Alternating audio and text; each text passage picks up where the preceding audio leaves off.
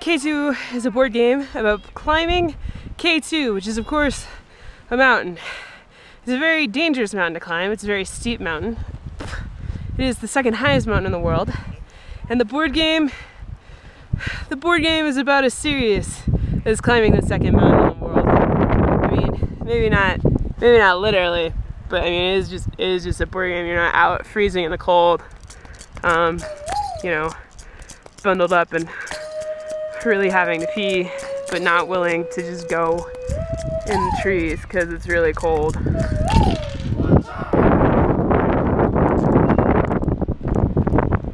In K2, each player is controlling 2 mountaineers that are racing to get to the top first. You get points for your mountaineers whenever they go to a new higher elevation. If they go back down, their score doesn't drop. They just are like, yay, I made it that high. If they make it to the summit of K2 at over 8,000 feet, or sorry, 8,000 meters. Feet is a joke. I'm at 8,000 feet. Every turn of K2, you pick 3 cards from your hand of 6 to play. Some of those are movement cards, and some of those are acclimatization, not suffocating cards. This is the one with extra whiskey, right?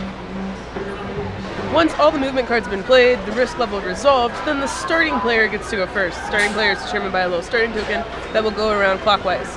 Don't you cry no more. So in clockwise order, you play the movement cards and acclimation cards. When you play an acclimation card, you add the value on the card to the climber of your choice's scale. You can't divide any of the card totals in any way except for when it comes to dividing risk among the cards. That you can divide. Then you can resolve your movement cards. Every space that you move into has a movement cost. If there's no number in a little yellow circle, that means that the movement cost is 1 by default. Otherwise, the movement cost is whatever the number is. If the space that you're moving into has a red circle, that's in an acclimation circle, which you resolve during the 4th phase of every round. You just subtract that number from the acclimatization chart of whoever is in that spot from their chart. If any climber goes below 1 at the end of a turn, they die, and well, then they're dead. And you only get 1 point from the game because at least you let them die trying to fulfill their dream. This really isn't working with the music, so we should just probably go outside again. After every player has turned, then you take the weather into effect. Weather is a huge part of K2 because it can drastically affect your strategy and how well you do on a climb. There are 18 days, which means 18 rounds of K2. Each day has a unique piece of weather. The weather is decided by these little weather tiles that each have 3 days on them. And the weather tiles tell you what the weather will be like at certain elevations. So for example, maybe acclimation is -2 points at 7,000 feet and above, or maybe it's really hard to move because of weather conditions at, like, say 6,000 feet and below. Just like climbing K2 in real life, there's different seasons. You can climb in the winter or you can climb in the summer, and you can climb on the front side or you can climb on the back side. In the board game, the front side is the easy size, and also climbing in summer is the easiest part. You're an expert, right?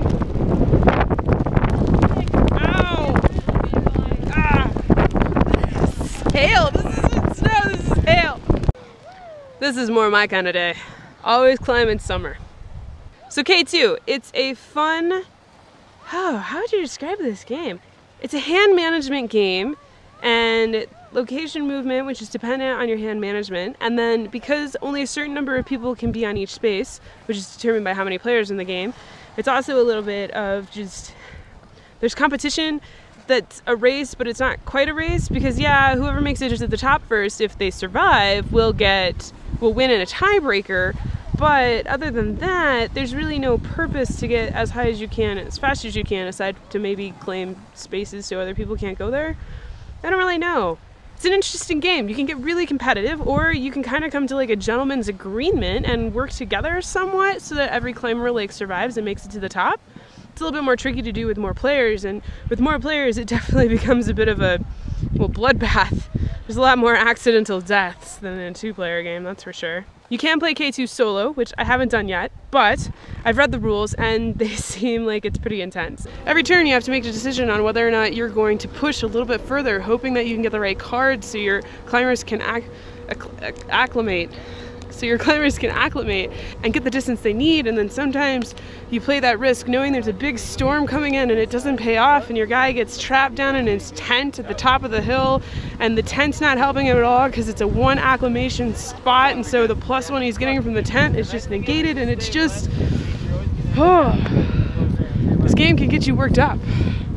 This game can get anybody worked up, which is, like I said, it's like the tension that you get in a co-op. But the good thing about this game is you don't have the co-op going on, so you don't have that one player becoming an alpha, which if it's a problem in your group and you like that kind of tension, K2 could be a good game for you. If you'd like to pick up your own copy of K2, check your friendly local game store near you, or Amazon, which I provided a link down below so you can get it. If you like this video, please feel free to hit the thumbs up button. Feel free to subscribe if you'd like to see more, and just let me know down in the comments, what have you been playing lately? I'm literally going nowhere. I might actually be stuck. Help!